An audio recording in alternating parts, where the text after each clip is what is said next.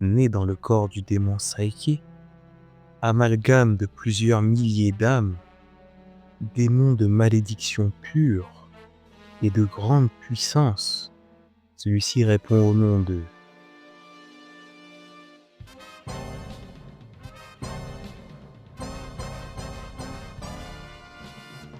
Alors. Bon, au vu de ma dernière vidéo, il faut comprendre que beaucoup de gens n'étaient pas d'accord avec le débat Buwan-Janemba. Alors déjà, les fans de Buwan, je suis désolé, mais déjà terminez votre bataille avec les fans de Kid Buu avant de commencer avec nous, s'il vous plaît. Maintenant que la petite aparté / van est passée, le vrai niveau de Janemba, ça donne quoi? Parce qu'on va pas truc, on disait que Janemba pouvait atomiser littéralement Buwan. Et qu'on disait que l'exemple de Goku SG 3 n'était pas consistant en lui-même.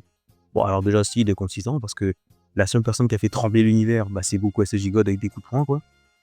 Et là, on parle d'un Goku SJ 3 qui fait trembler l'équivalent du paradis et l'enfer, soit plus grand que le monde des humains tout court.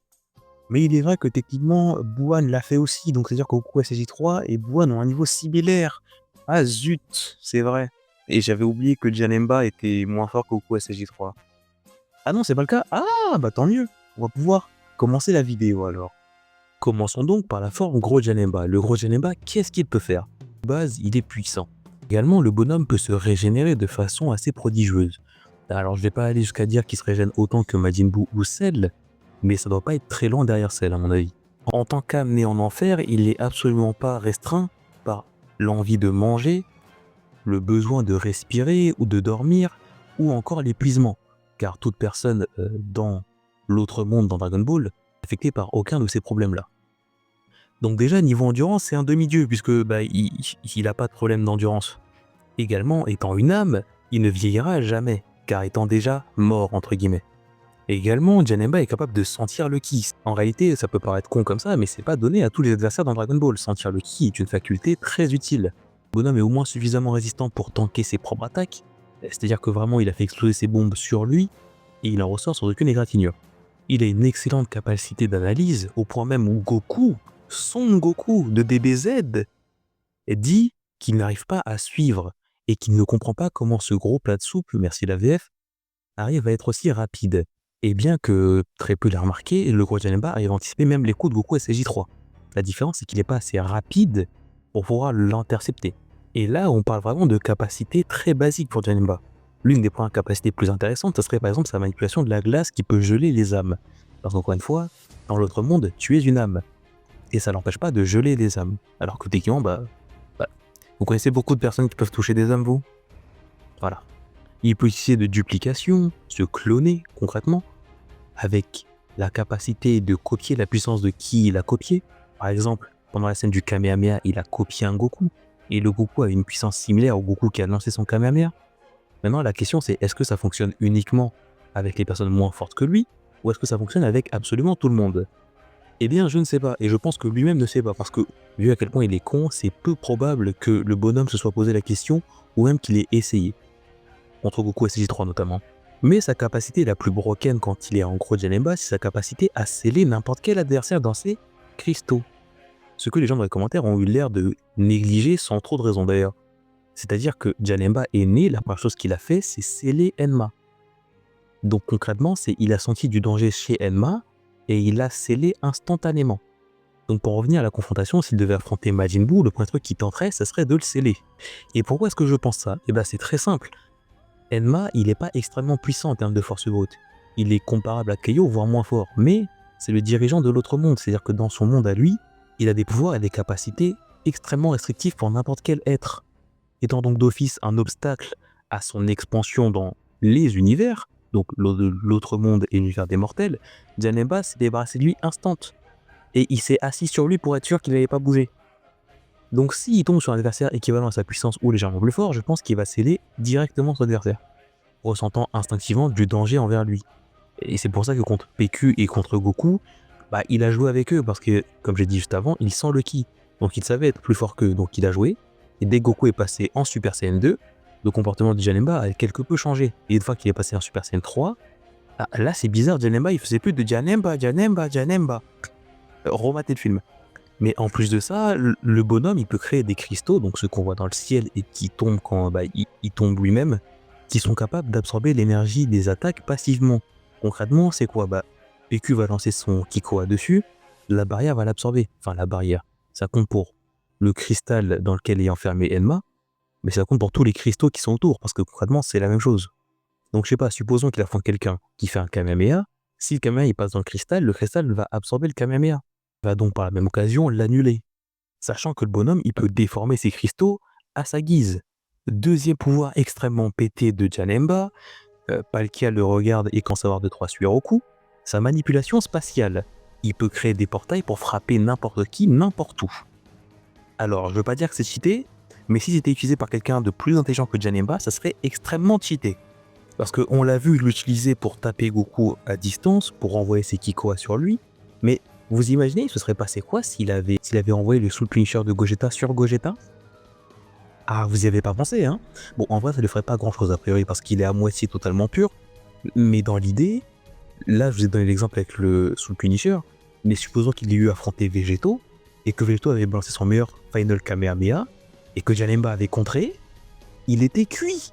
Mais évidemment, comme piquer les pouvoirs de Palkia, c'est pas assez fort, il va chercher un peu chez Giratina. Et donc, il peut déformer la réalité et les lois. Et dites-vous que ça en est tellement terrifiant que juste sa naissance a perturbé et inversé les lois de la réalité, régissant l'autre monde et l'univers. C'est-à-dire que vraiment, juste le fait qu'il spawn, Enma, il pouvait plus rien faire de 1. Les âmes qui avaient été purifiées en enfer, elles sont revenues quand même, alors qu'elles ont été purifiées depuis des années, genre Freezer. Les soldats de couleur, tout ça là, c'est fini depuis très longtemps à l'arc Majin Buu normalement. Des persos comme Romeo et Juliette, Dracula, des squelettes, tout ça, ça revient à la vie juste parce que le mec est né. Genre juste son existence a créé des phénomènes surnaturels en dehors de la norme. Genre, vous vous rendez compte que son existence a foutu le bordel dans l'équivalent de 2 univers en termes de taille, je veux dire. Genre l'univers des mortels, l'autre monde, juste son existence a foutu le bordel. C'est-à-dire que si dans le même film Gogeta avait pas créé un putain de Bing Bang à sa naissance, ça aurait été le perso le plus cheaté de tout DBZ. Hein. Mais bien sûr, comme c'est toujours pas assez, le frérot est suffisamment fort pour annuler les pouvoirs de Shenron. Alors d'un côté, vous me direz, oui, mais Shenron, il peut pas faire grand-chose en vrai. Et ce à quoi je vous répondrais oui et non, parce qu'il peut pas affecter un individu directement qui est plus puissant que lui. Genre, si tu lui demandes de tuer Freezer alors qu'il vient de respawn, il pourra pas. Mais techniquement, annuler un événement de type tous les morts reviennent à la vie, il devrait pouvoir le faire. Hein. Et pourtant, ça marche pas. Après, c'est vrai, le Shenron du film, il a pas encore subi ses 38 mises à jour de la part de Dende. Pardon. Tellement, Janemba étant un amalgame de plusieurs âmes, tu peux pas lui retirer son âme de façon individuelle. Et juste avec ça, normalement, vous comprenez que Janemba est un danger plus que imminent pour l'univers tout entier. Parce que tout ce que j'ai cité, c'est des capacités qu'il a à la naissance, au moment où il spawn. C'est-à-dire que si ça l'amusait, il ferait exploser l'enfer et le paradis en claquant des doigts presque. D'ailleurs, le Goku du film confirme que c'est l'ennemi le plus puissant qu'il ait jamais rencontré. Alors oui, on se trouve certainement dans une timeline où Gotenks ou Gohan Ultime s'est fait Super Buu, mais ça n'empêche que l'ennemi le plus puissant que Goku a rencontré, c'est Majin Buu gros, avant qu'il se divise en deux. Donc un Majin Buu pas si loin en termes de puissance que Super Buu.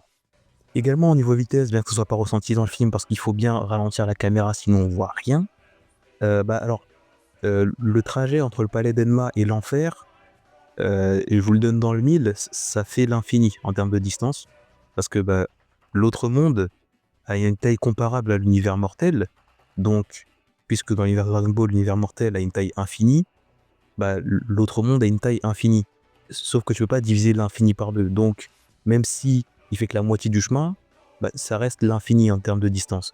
Et lui et Goku descendent du palais du roi d'Enma à l'enfer, easy genre. Donc bon, il a une endurance infinie, une vitesse infinie.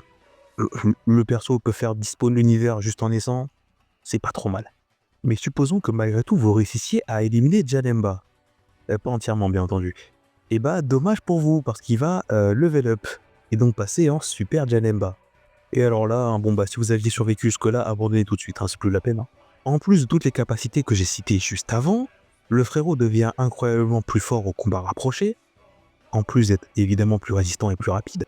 Il peut commencer à lâcher des gros Kikoa par la bouche, devient un épéiste de renom, peut étirer ses membres à la Majin Buu, ou Piccolo comme vous voulez, il a la capacité de contrôler des armes, c'est-à-dire que bah déjà, il peut changer la matière à sa guise, donc supposons qu'il prenne un caillou et qu'il le transforme en arme, bah, une fois qu'il aura transformé le caillou en arme, son épée qu'il aura créée aura des capacités de ki, entre guillemets, soit par exemple une plus grande résistance pour pouvoir couper quelqu'un qui ne peut pas se faire couper par une épée classique, va pouvoir avoir des effets supplémentaires, à tout hasard, trancher à travers des trucs qui sont censés pouvoir absorber l'énergie qui les traverse, comme ces cristaux, par exemple. Donc son épée gagne la capacité d'annuler les effets adverses. Ouais, on est dans le Yu-Gi-Oh, vous avez capté, mais genre, son épée est capable d'annuler les effets d'autres trucs à effet. Elle passe à travers la durabilité, en gros.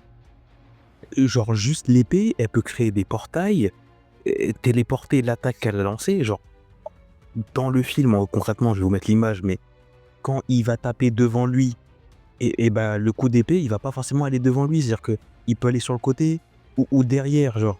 Enfin, pas nécessairement derrière parce qu'il a pas fait, vous avez compris. Mais genre, il peut mettre un coup d'épée devant lui, l'épée va partir, enfin, le coup d'épée va partir sur le côté. Ou se TP directement sur sa cible, genre. Je sais pas comment c'est possible d'être aussi cheaté en étant un perso de DBZ. Mais voilà. Et sachant qu'on rappelle que l'effet principal, c'est de pouvoir annuler la durabilité ennemie. Hein. C'est-à-dire que tu peux être aussi tanky que tu veux, ça va passer à travers ton corps quand même. Niveau téléportation pour son épée, c'est à l'image de lui. C'est-à-dire que s'il a dans la main et qu'il se TP en cube, bah, l'épée elle part avec lui. C'est-à-dire que s'il a son épée dans la main et que le combat dure moins d'une minute, soit le temps qu'a mis l'épée avant de se dissoudre, t'es dans la merde. Concrètement, t'es dans la merde. Et puisqu'on en est à parler de ça, sa capacité à se téléporter en cube à la frame où tu le touches, j'ai besoin de préciser que c'est extrêmement fort ou pas? Évidemment, il peut créer des flammes qui ne l'affectent pas lui-même, ou techniquement faire comme Gotenks c'est super beau et créer des portails juste avec un cri, mais bon, juste que j'ai présenté avant, on n'est plus vraiment à ça près, quoi. En somme, c'est pourquoi je pense que Janemba est l'ami le plus redoutable des films DBZ, hors Beerus. Et quand je dis des films DBZ, je compte aussi Golden Freezer. Et si vous n'êtes pas d'accord, trouvez-moi un contre-argument, parce que Golden Freezer niveau endurance, c'est vraiment pas fou. Janemba a une endurance infinie. Niveau vitesse, Janemba a une vitesse infinie. Golden Freezer, je ne crois pas, ou tout du moins elle est équivalente, donc au mieux ça se tape. Niveau puissance de frappe, normalement Golden Freezer est censé être plus fort qu'un Super Saiyan God, sauf que je viens de vous prouver que Janemba est plus fort qu'un Super Saiyan God aussi. Et puisqu'encore une fois, il est plus fort qu'un Goku Super Saiyan 3 qui peut faire trembler l'enfer et le paradis, qui font la taille de l'univers. Et je le rappelle encore une fois, juste pour être sûr, mais Goku Super Saiyan 3 de l'arc-bout, il fait trembler que la Terre. C'est son énergie qui est ressentie jusqu'au domaine des Kaioshin. Il fait pas trembler l'univers, Goku Super Saiyan 3. C'est le Goku SC3 du film Fusion qui fait trembler l'au-delà. Maintenant que la distinction est faite, je recommence. Janemba est plus fort qu'un Goku Super Saiyan 3 qui est équivalent à un Goku Super Saiyan God quand il est en gros Janemba. Donc en toute logique, en puissance de frappe en Super Janemba, il doit pas être très loin de Golden Freezer si vous considérez qu'il est quand même inférieur. Et dans tous les cas, il peut créer des épées qui passent à travers la durabilité ennemie, il peut créer des espèces de lances qui font surtout à une vitesse incroyable, il peut créer des cristaux qui absorbent tes coups, te sceller, il peut faire des copies de toi-même ou de lui-même pour t'attaquer, il se dématérialise à la frame où tu vas le toucher, c'est-à-dire que même si vous pensez sincèrement, je serais vraiment pas d'accord avec vous là-dessus, mais si vous pensez sincèrement que Golden Freezer est plus fort que Janemba, si les deux seront amenés à s'affronter, Golden Freezer, il n'y a aucun monde où il gagne. Hein. Aucun. Littéralement aucun. Ah oui, parce que pardon, excusez-moi, j'ai oublié de préciser, mais Janemba, c'est une âme. Donc pour peu que tu arrives à le tuer, entre guillemets, sachant que c'est une agglomération de plusieurs âmes, bah il va respawn. Bah oui. C'est-à-dire que, imagine que tu arrives à passer outre sa puissance et le fait qu'il puisse se régénérer et que tu le tues d'un coup, si tu l'as pas purifié comme Gogeta, le bordel, il va renaître. Donc bon, je vous laisse imaginer la plupart des combats qui vont exister contre Janemba, quoi. C'est-à-dire qu'avant l'arc Black Goku de DBS, les seuls qui ont une chance de s'en débarrasser, c'est Goku Super Saiyan Budokai x et Hit. Sauf que je vous le donne dans le mille, Hit, sa technique de combat, c'est frapper les points vitaux. Janemba étant une âme, bah, c'est sympa, mais ça va pas changer grand-chose. Hein. D'autant plus qu'il peut se régénérer, et que, a priori, il n'a pas nécessairement de cœur, et qu'il peut se téléporter à la frame où tu le touches, et que même si tu le cognes encore et encore, bah, il va pas mourir. Et qu'en plus, il y a très peu de chances qu'il s'épuise avant toi.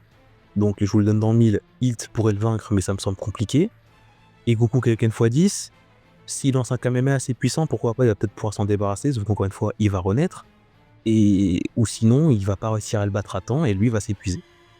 Donc bon, en fait, affronter Janemba, c'est affronter un mini Zamasu fusionné en fait. À la différence que Zamasu fusionné, lui, est concrètement et littéralement immortel, donc il y a pas de, il y a de la Darégène où son âme va se réincarner dans une autre âme qui le compose, parce qu'il ne va jamais crever en fait. Mais c'est sûr que par contre, en termes de puissance pure de coup, quoi, il va être dépassé par un Goku Kaioken x10 de l'arc tournoi Univers 6, Univers 7, et donc par absolument tous les combattants de l'arc Black Goku et les arcs suivants. Donc même si en termes de résistance et d'endurance et de vitesse, il va quand même pouvoir suivre, au niveau de la puissance de combat, il va commencer à être très très short. Et puis bon, dans tous les cas, on est dans des BS avec les dieux de la destruction existants. Si Janemba commence à faire le fou, il se ferait calmer très vite. Bref, voilà en somme pourquoi est-ce que pour moi Janemba atomise littéralement Buan et concrètement la plupart des ennemis jusqu'à Zamasu fusionné. Voilà, c'était tout pour moi, c'était Mangaka. Tchuss.